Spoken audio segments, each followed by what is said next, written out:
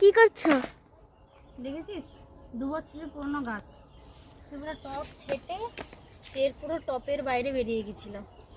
সেটাকে ভেঙেছি, এবারে মাটিতে লাগাবো। অনেক বড় হয়ে গেছে, এই দেখ,